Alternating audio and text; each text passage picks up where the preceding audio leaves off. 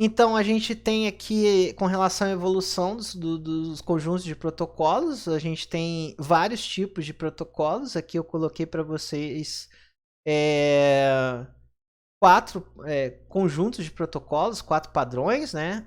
O padrão mais abaixo ali da Novell, né? O NetWare da Novell, que é uma suíte proprietária desenvolvido pela Novell.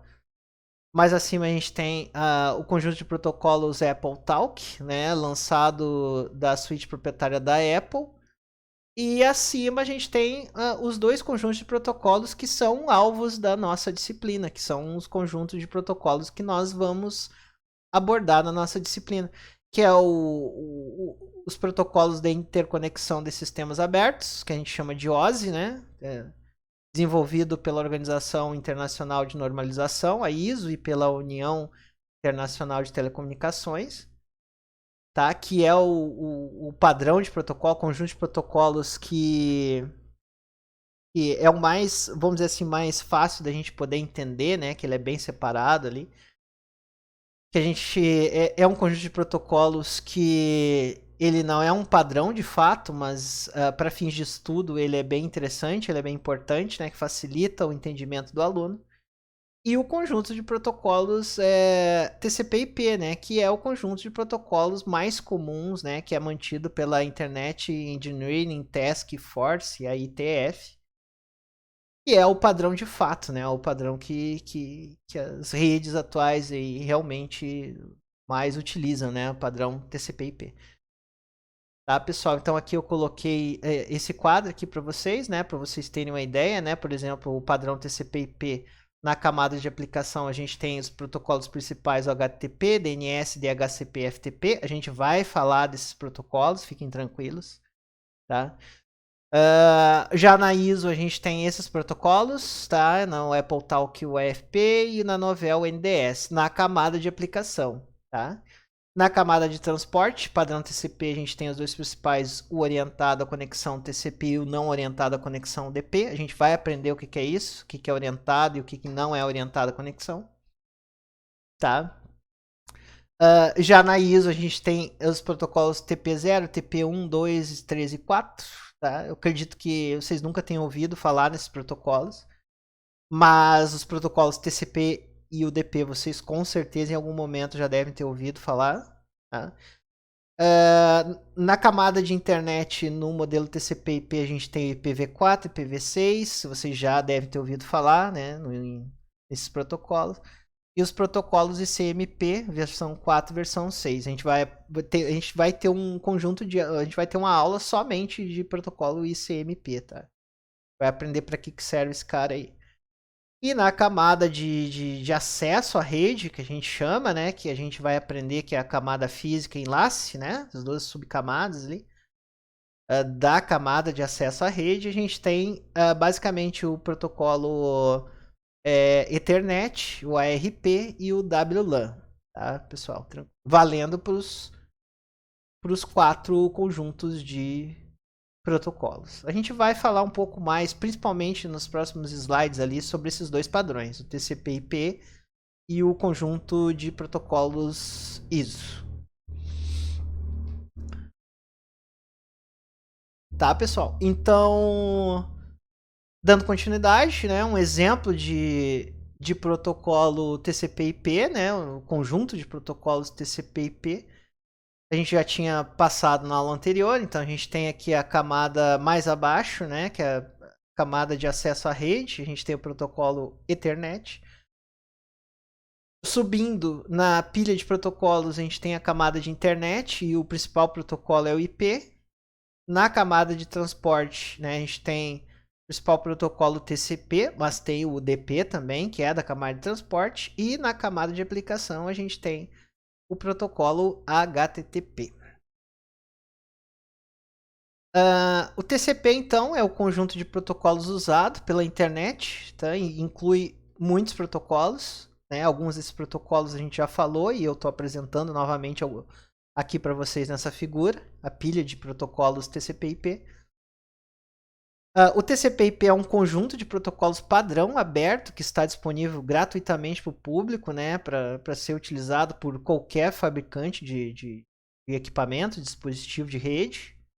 É um conjunto de protocolos baseado em padrões, né? E é endossado pelo setor de redes, aprovado por uma organização de padrões. Então, é o protocolo que é utilizado de fato. Tá? Aliás, é o conjunto de protocolos. Importante destacar que vocês devem ter percebido que o nome do conjunto de protocolos é baseado nos dois protocolos principais, né? Que é o protocolo TCP, da camada de transporte, tá? E o protocolo IP, tá? Que é da camada de rede. Mas, né, o conjunto de protocolos TCP e IP não tem somente esses dois, não tem somente o TCP e o IP. A gente tem todo um conjunto de protocolos, né? Mas em função desses dois protocolos serem os principais e mais conhecidos, em função disso, conjunto de protocolos é chamado TCP/IP, mas esse conjunto tem N outros protocolos que são apresentados aqui para vocês, tá? Então, como é que é o processo, né, do protocolo STCP/IP ou TCP/IP, né? Um servidor web encapsulando, né? Aqui tem um exemplo, né, de um servidor web encapsulando uma página web para um cliente, né? Então perceba aqui a gente tem um servidor encapsulando uma mensagem e um cliente recebendo essa mensagem. Então, como que funciona, né? A gente tem, né, de um lado, um servidor encapsulando uma mensagem e de um outro lado um cliente desencapsulando essa mensagem. Então, como é que funciona a questão do encapsulamento, né? Você vai pegar o dado, tá? Esse dado ele vai ser encapsulado dentro do protocolo TCP e a gente chama de segmento, tá? Por sua vez, o dado e o TCP/IP vão ser encapsulados dentro do protocolo IP, que a gente chama de pacote, tá? Que a gente vai ver lá nos próximos slides que a gente chama de PDU, né? Que é o Protocol Data Unit, ou unidade do protocolo. E à medida que a gente tem o protocolo IP, né? E dentro dele um TCP e um dado, esse protocolo IP ele vai ser encapsulado novamente e vai se tornar um quadro, ou frame, né, em inglês. Então, esse é o processo de encapsulamento. É o que a gente costuma chamar da boneca russa, né? Então, na boneca russa, a gente tem lá várias bonequinhas, uma dentro da outra. Então, o processo de encapsulamento de uma informação, né, que vai ser enviada funciona de forma análoga ao que é feito numa boneca russa, né? Mais ou menos a ideia é a mesma, tá?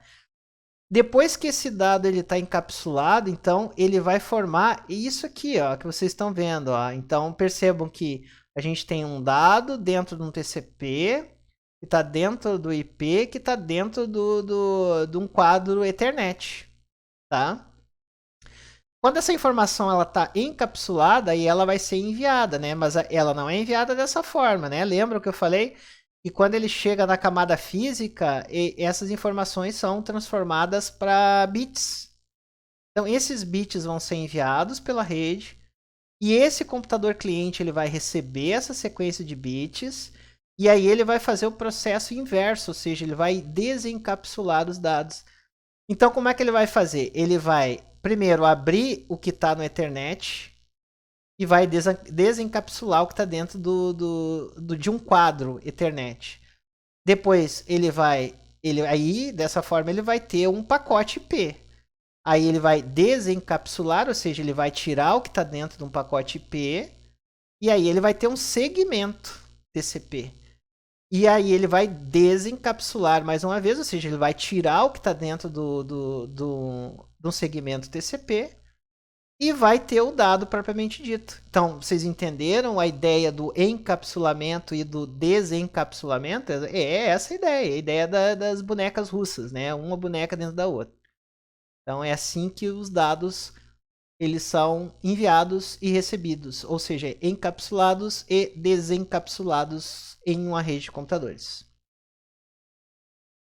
Na aula 1 eu tinha falado para vocês sobre empresas de padrões, né? Eu disse para vocês que a gente ia retomar esse assunto, então a gente vai falar um pouquinho mais dessas empresas agora.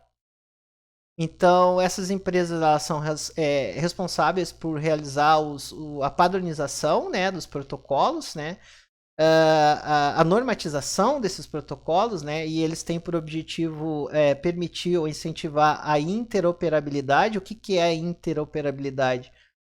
É a possibilidade de você ter uma norma, um protocolo que, por exemplo, diferentes fabricantes possam fabricar, desenvolver equipamentos, mas seguindo uma mesma norma, um mesmo padrão. Porque senão não teria como a gente ter comunicação em redes, né? Imagina N fabricantes desenvolvendo N equipamentos, cada um do seu jeito, né? Não teria como ter comunicação entre esses dispositivos. Eles também incentivam a concorrência, porque na medida que você tem uma padronização, você permite que qualquer empresa possa fabricar, né? Uma empresa do segmento, ou seja, não é um padrão fechado, não é algo que, por exemplo, só a empresa que desenvolveu aquele padrão vai poder fabricar e vender. Então, diferentes empresas ali têm acesso ao padrão e pode fazer seus dispositivos, desenvolver seus dispositivos. Incentiva, então, a livre negociação, né? Livre negócio, né? Que a gente fala em economia. Então, essas organizações, elas são neutras com relação ao fornecedor, então elas não desenvolvem padrões para um fornecedor X ou Y, né? Não existe isso. Essas organizações, elas não têm fins lucrativos, elas não têm por objetivo lucrar com essa normatização que é feita. E elas foram criadas para desenvolver e promover o conceito de normas abertas. Tá? Essa é a ideia, né? Então aqui eu coloquei algumas dessas organizações, né? A I3E, aqui logo acima, né? A IETF, a IANA, ICANN, ITU, TIA. Então a gente vai, não se preocupe, a gente vai falar, à medida que o curso for acontecendo, a gente vai falar mais sobre essas organizações. Então, para a gente fazer um breve resumo sobre cada uma, para a gente não perder muito tempo nisso, né? A gente tem, por exemplo, a ISOC, né, que é a Internet Society. Ela tem por objetivo promover o desenvolvimento aberto e evolução da internet. Conselho de Arquitetura da Internet, a IAB, né, responsável por gerenciamento e desenvolvimento geral de padrões da internet. A ITF, a gente já tinha falado, Internet Engineering Task Force, que desenvolve, atualiza e mantém tecnologias da internet e TCP/IP. E a IRTF, né, que é focada em pesquisas de longo prazo relacionada à internet e os protocolos TCP/IP. Tá, pessoal? Outras organizações aqui, a gente tem a ICANN, né, que coordena a alocação de endereços IP e o gerenciamento de nomes do domínio. Tá? E a IANA, que supervisiona e gerencia a alocação de endereços IP e o gerenciamento de nomes e domínios, tá? Na internet. Então, essas duas empresas, né, são muito importantes, né? A IANA ali, que supervisiona a questão dos endereços IP, o número das portas TCP/IP, a gente vai trabalhar com isso, né? Portas altas, portas baixas. O que são portas TCP/IP, TCP/UDP, né? Para que servem essas portas, né? A gente vai trabalhar com tudo isso, não se preocupem. A I3E, né, que vem do Instituto de Engenheiros Elétricos e Eletrônicos, a gente chama I3E, tá? Assim que a gente pronuncia. É importante também para a criação de padrões, né, de energia, de saúde, em telecom, em redes. E outras instituições que são importantes aqui, que vocês podem fazer uma leitura mais aprofundada depois, tá? Então, modelos de referência, a gente já falou sobre esses modelos e a gente vai frisar um pouco mais a partir de agora sobre esses modelos, né, de referência. Então, a gente, como eu tinha falado para vocês, a gente tem basicamente dois modelos de referência que nós vamos adotar para os nossos estudos. Aqui à direita o modelo TCP/IP, tá? E à esquerda o modelo OSI. Tá? Percebam, tá, que o modelo TCP/IP ele é composto por 4 camadas. Tá? A gente tem a camada de acesso à rede, camada de internet, camada de transporte, camada de aplicação. E já o protocolo OSI, né, o modelo OSI. Né, o modelo OSI ele tem a camada física, a camada de enlace ou de link de dados, camada de rede, camada de transporte, camada de sessão, camada de apresentação e camadas de aplicação, tá? Aqui a gente tem os principais protocolos e onde eles se encontram nessas diferentes camadas dos dois modelos, tá? Conceitos complexos como a forma como a rede opera podem ser difíceis de entender e de explicar também. Então, por esse motivo, a gente usa o modelo em camadas, tá? Que são essas camadas que eu falei para vocês. Os dois modelos descrevem operações de rede, né? Tanto o modelo OSI quanto o modelo TCP/IP. Tá. A gente vai ver ali na sequência que, para fins de estudo, a gente adota um modelo híbrido, né? Como assim um modelo híbrido? A gente pega as 4 camadas do modelo TCP/IP, só que na camada de acesso à rede, a gente divide essa camada em duas, tá? Então, na verdade, a gente estuda um modelo em 5 camadas. Quais seriam as 5 camadas? Ao invés de a gente utilizar a camada de acesso à rede como uma única camada, a gente divide essa camada em camada física e camada de enlace, ou camada de link de dados. E aí a gente utiliza as demais camadas, né? A camada de rede, camada de transporte, camada de aplicação. Então a gente, na verdade, estuda um modelo híbrido de camadas, né? A gente nem pega as 4 do TCP/IP e nem as 7 do OSI. A gente estuda um modelo em 5 camadas, que é o TCP, só que dividindo, né, a camada de acesso à rede em duas, né, usando o padrão do modelo OSI, que divide a camada de acesso à rede em camada física e camada de enlace. Por que a gente faz isso? Porque fica mais fácil de estudar, porque senão a gente considera só como camada de acesso à rede, é bem plural, é grande, né? É amplo, né? Porque a gente sabe que a gente tem ali na camada física, a gente estuda bastante os tipos de meio, né? De mídia que são utilizados, e na camada de enlace a gente estuda alguns protocolos bem específicos ali da camada de enlace, tá, pessoal? Para facilitar a compreensão e entendimento do aluno. Então, os benefícios da gente utilizar um modelo em camadas, né? Existem inúmeros benefícios. Então, um deles é auxiliar o projeto de protocolo, né? Por quê? Porque dá para a gente dizer que a gente pode trabalhar em uma camada específica, né? Não necessariamente atingindo as outras camadas, né? Então, a gente pode desenvolver, por exemplo, um determinado protocolo em uma camada e não necessariamente afetar os demais protocolos que estão nas camadas, ou acima ou abaixo. Além disso, estimula a competição, porque os produtos de diferentes fornecedores podem trabalhar em conjunto, ou seja, a gente pode ter diferentes fornecedores trabalhando ali, porque o modelo em camadas ele permite que você desenvolva ali protocolos que sejam que tenham comunicação, né? Além disso, a gente pode impedir a alteração de tecnologia ou capacidade de uma camada em afetar as outras, né? É exatamente o que eu já tinha explicado para vocês. Nós desenvolvendo um protocolo em uma camada, não necessariamente a gente vai afetar outros protocolos de outras camadas.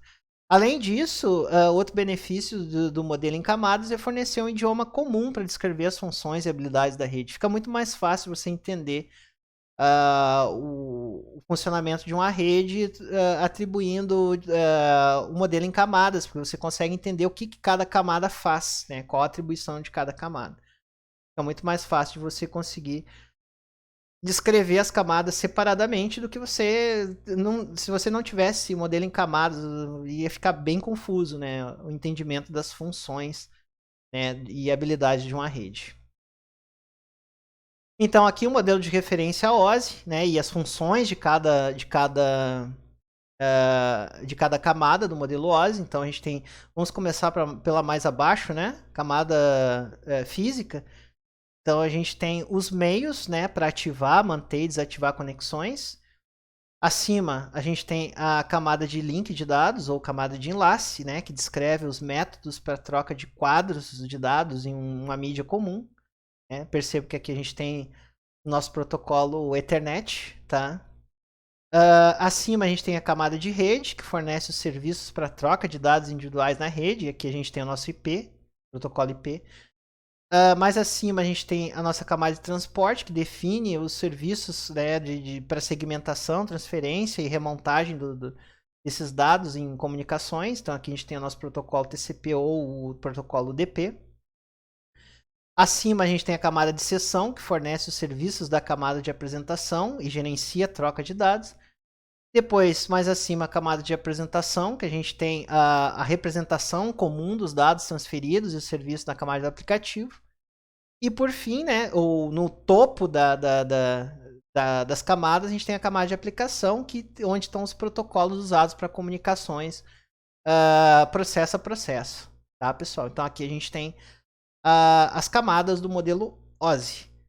E o nosso modelo, né, de referência TCP/IP, né, a gente tem mais abaixo o endereço de rede, que controla o dispositivo de hardware e meio físico. Tá? Acima a camada de internet, que determina o melhor caminho da rede, né, as rotas. Né? Mais acima a camada de transporte, que permite a comunicação entre vários dispositivos diferentes de redes distintas, e a camada de aplicação, mais acima, no topo, né, que representa os dados do usuário e o controle e codificação que são realizados no diálogo, né, entre os dispositivos da rede. Então aqui a gente tem uma comparação entre os dois modelos, né? Então percebo que o modelo OSI ele divide a camada de acesso e a camada de aplicação, né? Então, a camada de acesso, essa aqui, ela é dividida em duas, tá? É isso que está sendo dito aqui, ó, camada de acesso. Ela é dividida em duas, em física e enlace. E também divide a camada de aplicação, né? Então, no modelo TCP/IP a gente tem uma camada de aplicação e no OSI a gente tem essa mesma aplicação dividida em três: sessão, apresentação e aplicação. O conjunto de protocolos TCP/IP não especifica quais protocolos usar ao transmitir por meio de uma mídia física. Tá? E já as camadas 1 e 2 do modelo OSI discutem os procedimentos necessários para acessar a mídia e o meio físico para enviar dados na rede. Então percebam, a gente pega o melhor dos dois mundos, né? Então, no nosso modelo, o modelo que a gente estuda na disciplina, a camada de aplicação é uma só. Ou seja, a gente não estuda a camada de aplicação dividida em três. Até porque isso aqui não tem finalidade alguma, né? Aqui a gente tem uma confusão muito grande de protocolos que executam funções muito parecidas, muito próximas, né? Então a gente adota a camada de aplicação como sendo única. Já na base, né, dos modelos, ao invés de a gente utilizar a camada de acesso à rede do protocolo TCP/IP, a gente utiliza o modelo, essa parte do modelo OSI, porque é muito mais fácil você entender, você dividir essa camada de acesso à rede em duas, em física e enlace. Tá? Fica muito mais fácil de estudar. Então, por isso que a gente adota essa prática. Encapsulamento de dados, vamos reforçar então, já expliquei para vocês, mas a gente vai retomar então. A segmentação das mensagens, né? Então, a segmentação é o processo eu já expliquei isso, né? É o processo de dividir a mensagem em unidades menores. Tá? Multiplexação é o processo de tomar vários fluxos de dados e segmentos e intercalá-los juntos. Então, o que é a multiplexação? Imagina que vocês têm lá no computador de vocês vários processos, né? Vamos supor, vocês têm lá um aplicativo, um torrent aberto, vocês têm um e-mail aberto, vocês estão ouvindo música. Então, imagina, vocês têm várias aplicações abertas no computador de vocês. Né? Quando vocês vão enviar esses pacotes na rede, vocês têm que fazer os protocolos eles podem fazer uma multiplexação, né? Eles vão pegar diferentes segmentos de diferentes aplicações ali, né? E vão dividir essas informações em segmentos e vão fazer uma multiplexação, né? Eles vão pegar esses dados, esses segmentos dessas diferentes aplicações para formar um único segmento para mandar na rede, tá? Isso vai ficar mais fácil quando a gente entrar lá no protocolo TCP, tá? Vai ficar bem mais fácil da gente ver isso, visualizar isso aí, tá? A segmentação de mensagens apresenta dois benefícios. Então, aumenta a velocidade, porque é possível enviar grandes quantidades de dados na rede. Tá? E aumenta a eficiência, porque somente segmentos que não conseguem alcançar o destino precisam ser retransmitidos. O que quer dizer isso? Imagina se você não segmentasse uma mensagem, né? Se você não quebrasse essa mensagem em mensagens menores. Imagina quando você fosse mandar essa mensagem ela se perdesse, né? por algum motivo na rede, você vai ter que mandar a mensagem toda de novo. Né? Já com a segmentação, não. A segmentação, você, por exemplo, se você perdeu alguns segmentos, você pode mandar apenas aqueles segmentos que foram perdidos. E não toda uma informação na rede. Então, por isso que aumenta a eficiência também. Então, aqui está o exemplo do sequenciamento que eu falei para vocês. Né? Imagina que vocês têm aqui uma mensagem, ela vai ser quebrada em vários segmentos. Esses segmentos eles têm que ser ordenados, né? Eles têm que ser rotulados para você saber a sequência que chegou, né? Ou que não chegou para solicitar, né? Então, isso é o sequenciamento. O encapsulamento, então, a gente já falou, eu já expliquei isso para vocês, né? Encapsulamento é o processo que os protocolos adicionam suas informações aos dados. Então, cada etapa do processo, uma PDU ou Protocol Data Unit, é adicionada, né, encapsulada, né, possui um nome diferente para refletir suas novas ações. Lembrando, então, que lá na camada física a gente tem bits, né, na camada de enlace a gente tem um quadro, na camada de rede a gente tem o pacote, na camada de transporte a gente tem o segmento e na camada de aplicação a gente tem dados, né? Então, essas são as PDUs, né, que a gente fala. Então, em inglês, bits, frame, packet, segment e data. Então, esses são os segmentos, né, as PDUs que a gente tem em cada camada foi explicado para vocês anteriormente. O encapsulamento é um processo de cima para baixo, né? Então, ele começa lá na camada de aplicação e vai descendo, por isso que ele é de cima para baixo. Tá? Então, ele começa aqui na camada de aplicação e vai descendo no modelo em camadas, que a gente já viu. O nível acima faz o seu processo, em seguida passa para o próximo nível do modelo, e esse processo é repetido por camada até que seja enviado como um fluxo de bits na camada física. Então, isso eu já tinha explicado para vocês. Então, aqui tem um exemplo de encapsulamento. A gente já trabalhou também em slides anteriores com esse modelo de encapsulamento, né? Então, você pega aqui e vem montando o seu encapsulamento desde a camada de aplicação, passando pela camada de transporte, que é o TCP, depois para a camada de rede, que é o IP, e depois para a camada de enlace, que é o Ethernet. Quando você tem esse segmento, né, esse pacote, quando ele está pronto na camada física, ele é enviado como uma sequência binária, uma sequência de bits. Essa atividade aqui, eu coloquei no Siga para vocês, né, para vocês instalarem o Wireshark para quem tem computador ou quem tem notebook. Se não tem também, não tem problema. As instruções para fazer o download e instalação estão no Siga também.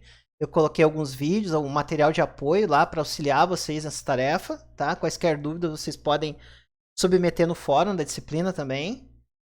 E o conjunto de atividades, que é de praxe na nossa disciplina. Eu quero que vocês façam essa atividade aqui. A gente vai fazer a discussão e a correção dessas atividades no nosso encontro síncrono, né? Nosso encontro ao vivo. Eu acredito que era isso que eu tinha para passar para vocês nessa aula. Então, um abraço e até a próxima aula.